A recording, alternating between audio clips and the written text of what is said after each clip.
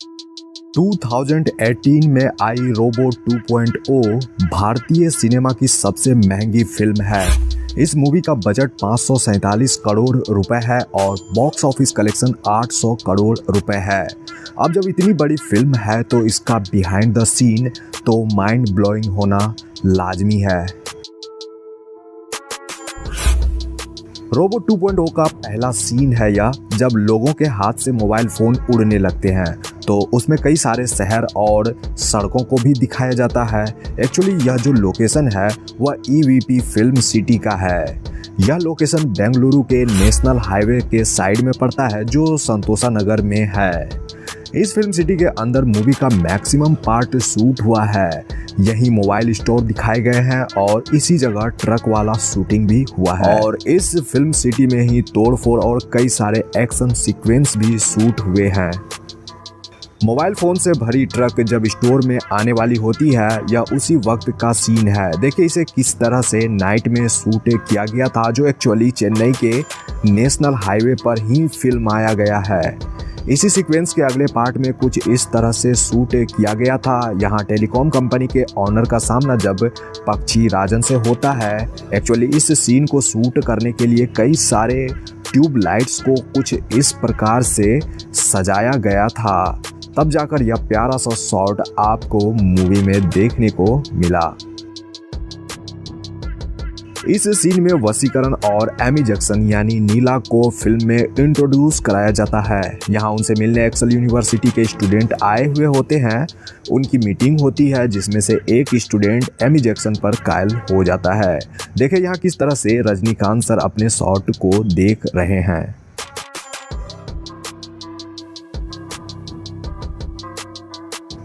Film में यह उस समय का सीन है जब पक्षी राजन मिलिट्री पर हमला करता है। इस सीन को शूट करने के लिए डुप्लीकेट टैंक्स बनाए गए थे ताकि उसे शूटिंग के दौरान विस्फोट कराया जाए।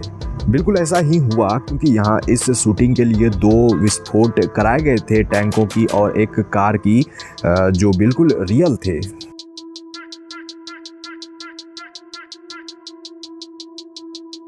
मूवी के अगले सीक्वेंस में पक्षी राजन का शहर में अटैक होता है। यहाँ जो शहर दिखाई गई है वो EVP फिल्म सिटी के ही अंदर का है, जिसे इस फिल्म के लिए ही क्रिएट किया गया था।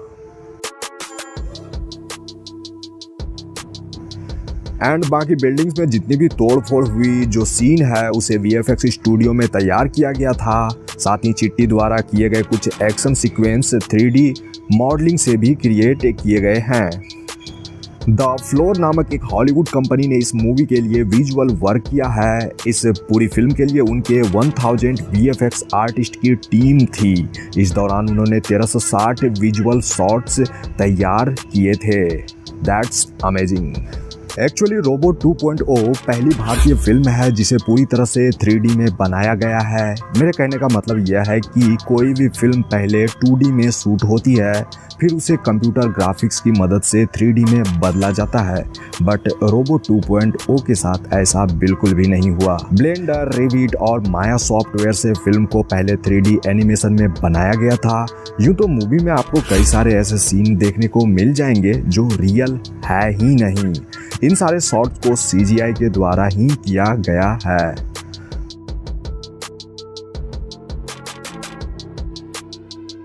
आप जो इस शख्स को यहाँ देख रहे हो वह नीरव शाह है। वह भारतीय फिल्म इंडस्ट्री के सबसे फेमस सिनेमेटोग्राफर हैं। उन्होंने धूम 2, वाली मैं और टाइगर सीरीज के लिए भी सिनेमेटोग्राफी करी है। उन्होंने क्रिस्टोफर नोलन की टेनेट की मुंबई वाली शूटिंग को भी सिनेमेटोग्राफी करी थी।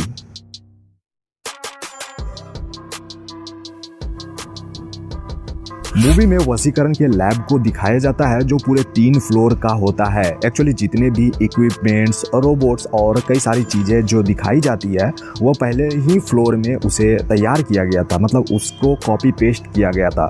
यानी कि बाकी ग्रीन बैकग्राउंड के जरिए कुछ इस तरह से मूवी में 3 फ्लोर क्रिएट किए गए थे।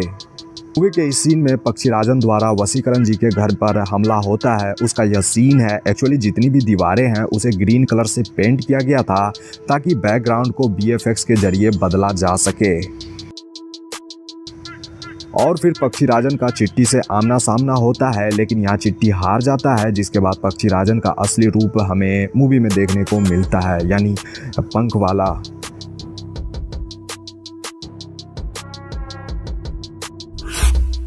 पक्षीराजन के बाद फिल्म में चिट्टी का नया अवतार होता है, यानी रोबोट 2.0। उसका चाल ढाल और रेड कलर के बाल, यानी सब कुछ नया। यहाँ रजनीकांत सर अपना शॉट देखकर हंस रहे हैं।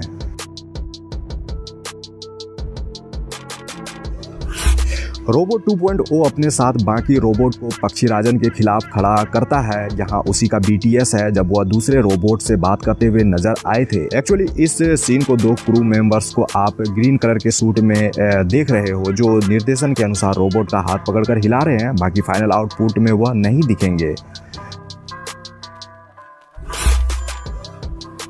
मूवी का क्लाइमेक्स एक स्टेडियम में फिल्माया गया है। मैं आपको बता दूं कि यह जो लोकेशन है वो एक्चुअली दिल्ली में स्थित जवाहरलाल नेहरू स्टेडियम का ही सीन है। इस लोकेशन पर 3 तरह से शूटिंग हुई थी।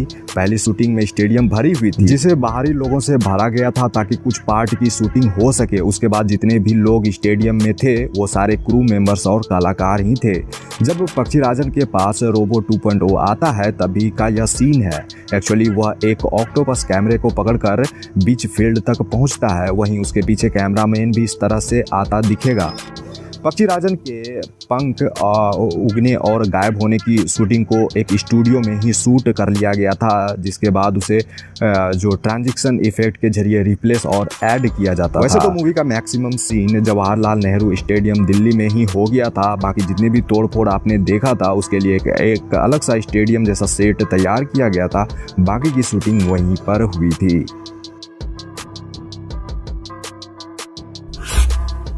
इस फिल्म में अक्षय कुमार साइंटिस्ट रिचर्ड का किरदार निभाते नजर आए हैं, जो एक एक्सपेरिमेंट करते वक्त खुद को भयानक क्रोमैन में बदल लेते हैं। वैसे तो अक्षय कुमार की 3 अलग अलग लुक आपको यहाँ देखने को मिल ही गई थी, जिसमें उनका यह वाला जो लुक है और फाइनल क्रोमैन वाला लुक सबसे इंटरेस्टिंग था। अक्षय कुमार के इस पावरफुल लुक को तैयार करने के लिए प्लास्टर ऑफ पेरिस का इस्तेमाल किया गया था। इसे प्रोस्थेटिक मेकअप भी कहा जाता है।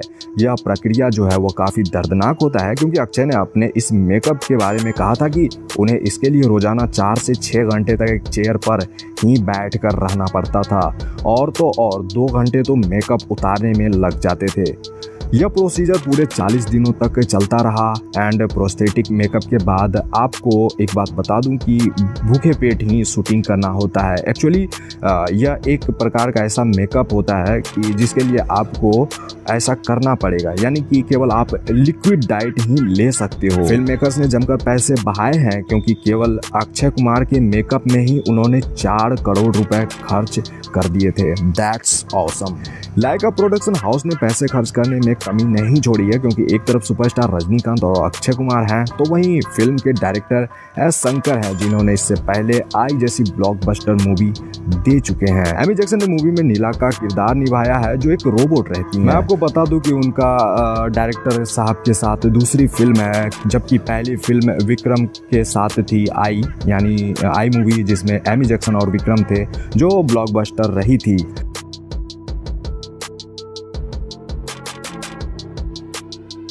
यहाँ आप एमी जैक्सन को एक रोबोट में ट्रांसफॉर्म होते देख रहे हो। रजनी सर की मूवी रोबोट 2.0 और हमारी इन्फॉर्मेशन अच्छी लगी हो तो लाइक कर दें। अगर चाहते हैं कि हमारी मुलाकात आप लोगों से होती रहे तो इसके लिए सब्सक्राइब भी कर लेना। Thanks for watching.